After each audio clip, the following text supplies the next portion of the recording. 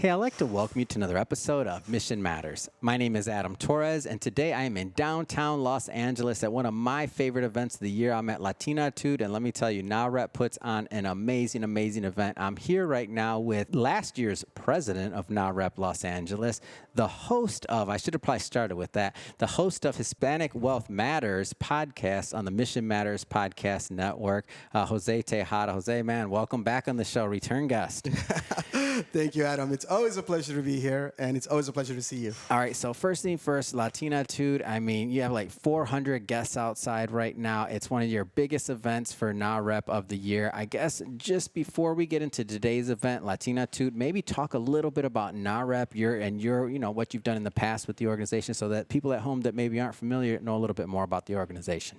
Absolutely. So, like you said, I was the president of Los Angeles last year. NAREP stands for the National Association of Hispanic Real Estate Professionals, and we are on our 25th year now. It is the largest trade association for Latinos in the United States of America. We have over 100 chapters, over 60,000 members, and while it started as a real estate association, it's now a complete ecosystem. You've been to our convention and you've seen what it is. What I mean by the ecosystem is that now we also have Avance Sports, which is part of NAREP. We also have the National Hispanic Construction Alliance. We also have the Hispanic Wealth Project, which is a nonprofit arm. We have Latitude Ventures, which is venture capital with a focus on Latino-owned companies. And soon to come, we are going to have NAREP Next, which is a conference for the children of members of NAREP. In fact, that's the first year you're going to come to the convention in San Diego in this September. That's happening for the first time. Yeah. And these are children age 18 to 25. And then a conference where they're going to be able to network amongst themselves. And at an early age, really, the goal is to start creating that real generational change and knowledge of what networking and empowerment is as they witness their parents do it for the 3 days that we're in San Diego. Go a little bit into today's event, Latinitude, why this is important, maybe a little bit of the history of the event and why it's such, I believe, and if I'm off, correct me, it's a pillar of the events that NAREP LA, the Los Angeles chapter, holds every year. Yeah, so Latinitude is on it's one of the biggest legacies that we have in the chapter. It was created to honor Latinas in real estate. It has evolved to honor Latinas in business. So today we're going to have a variety of speakers, and I think a lot of them will be meeting with you later. Yeah. And we're going to speak about entrepreneurism, obviously real estate, law, and a variety of different things. And it's really the way that we look at honoring Latinas within the NAREP world and also within the culture. Latinas are extremely powerful within the Hispanic culture. Yeah, the speakers last year, I was blown away. Oh my gosh, we had the woman that was in golf, we had the lady flipper, we had, I can't remember them all right now, it's a year ago, but even the fact that I remember a couple, I remember they were outstanding, and I'm looking forward to hearing some more of them out there today. Yeah, I can't wait for your audience to see the clips that happened today, because today it's even more interesting, the guests that we have. So for those of you that are watching the video at home, you can see this picture right here. This is Jose's show. For those of you that are listening to this in audio only, Hispanic Wealth Matters. It's been, what are you, a year into the show? 2 years into the show? How long have you been hosting this show now, man? We are a year and 4 months. Year and 4 months. I knew it was over a year, but geez. And how do you feel, man? Like to be from one side of the mic to the other? And I also see, I don't know if this is, I don't want to like spill too much beans here for the Latinos at home. You know what that means, I know. So but you're doing other media. You have other things coming out. You've been working with other projects, and I've just seen your media career just bloom and keep on going and keep on going. You're doing more and more. You did some stuff for Rate. I mean, talk a little bit more about like that and really this whole brand you're building. Well, I really appreciate that. Look, a lot of that is thanks to you. And I really am very, very grateful for you to motivate me and push me forward to try and go into this venture. If for anybody that's ever tried podcasting or YouTubing or anything like that, episode 1 through 5 seemed like a drag, and now we're at episode 53. And, wow, 53. So that 53, puts you at the top of the podcast, just so you know, because most quit at like episode 20-something. So you're already I remember like you a telling legend. Me that. Yeah. So 53 episodes actually starts to mean something. So now we're at the point where Hispanic Wealth Matters is getting emails for guests wanting to be on the show. And I never thought, let's call it at episode 15 that would ever happen. Yeah. And now here we are, where we are in the cycle of that, and people email us on a regular basis asking to be part of the show and be part of the platform. And to me, it's an incredible honor to be able to do that. Hispanic Wealth Matters, for context, I interview a variety of entrepreneurs, not all Latinos necessarily, but within the context. And we talk about what their journey is, and also how their work impacts just wealth in a variety of aspects, whether it's mental or financial or legal.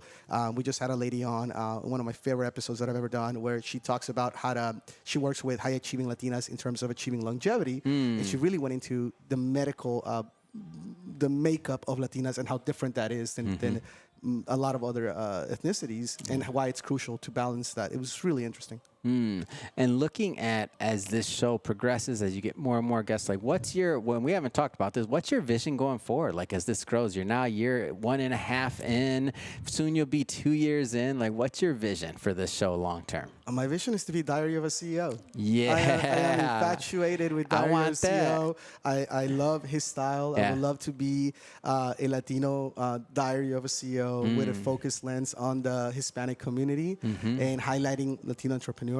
Yeah. That's my dream. I think that if I can accomplish anything close to that, it would be fantastic. And now you mentioned wealth, and obviously in your podcast and otherwise, that's what you're also working on, and you're also helping families with businesses. Talk about your day-to-day.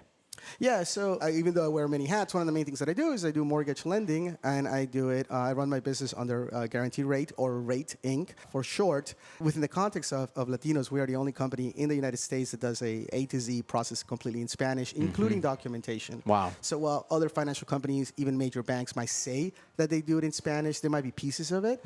Ours includes the documentation, which nobody does. And we found that really connected to the community in a variety of ways. You might find this interesting. For example, I had a client that was a student at Berkeley, and obviously she speaks English, but she completed the application in Spanish. You know why? Why? Because she needed to know that her parents could know what she was doing, and what she was doing was legitimate and was okay. So she's in her early 20s, mid 20s maybe, and she wanted her parents to be able to read that, to be a part of that, really. And we have this saying in the Latino community that buying a home is family business. And as you know, when you go buy a house, it's not like the couple going by themselves. It's like all the tios and tias and grandma. Everybody's got an opinion. And everybody's got an opinion, and everyone's going to pitch in to fix it, and everyone's going to be like, "Don't worry about that. I'll paint that for you." So.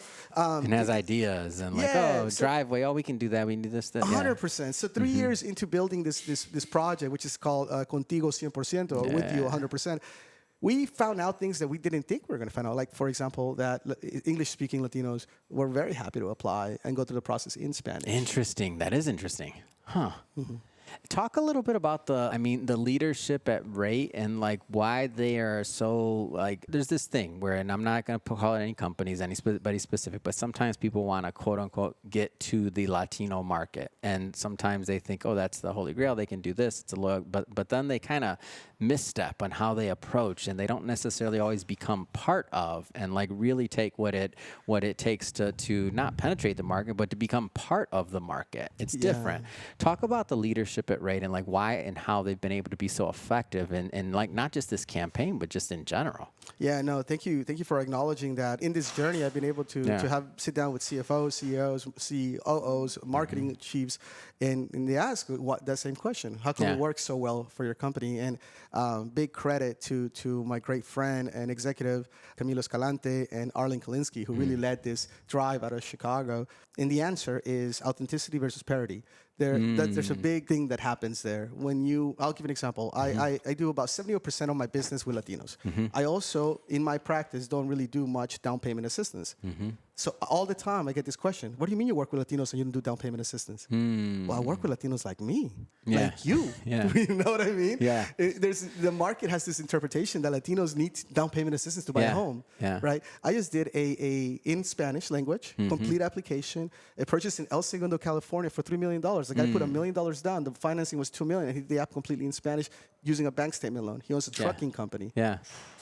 So when you kind of pigeonhole every Latino in a certain category, especially when it comes to finance, you're going to miss the market. Oh, for sure. And we just happen to understand it. And I think that's what makes it different. Man, that's awesome. Well, Jose, I know they're calling you. I know you got a bunch to do today, so I'm not going to take up too much of your time. But last thing I want you to do is I want you to look into the camera, tell people how they can follow you on social, how they can connect with you at Rate, listen to your show. Let them know how they can connect. Well, I got to tell you something. One of the best things that's happened this year, and this is you're a fan of this, I'm a fan of this, is that Instagram now shows up on Google Google. So you can literally type my name, Jose Tejada, on a Google search. And you know what you're going to find? You're going to find Hispanic Wealth Matters. You're going to find Habla Mortgage. You're going to find a lot of stuff about me at Rate. And you're going to find my Instagram profile. It is that underscore talented underscore JT.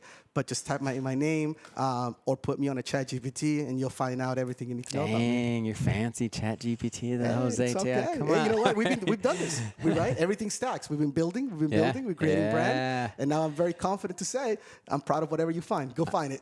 Yeah, that's what I'm talking about. But just so you know, we're not going to leave you hanging as well. We'll put some links so that you can connect with Jose too in the show notes. So definitely open up the show notes and click on those links and you can head right on over. And speaking of the audience, if this is your first time with Mission Matters and you haven't done it yet, hit that subscribe or follow button. This is a daily show. Each and every day we're bringing you new content, new ideas, and hopefully new inspiration to help you along the way on your journey as well. So again, hit that subscribe or follow button. And Jose, man, so much fun. Thanks again for coming back on the show. Appreciate you. My brother. Always a pleasure.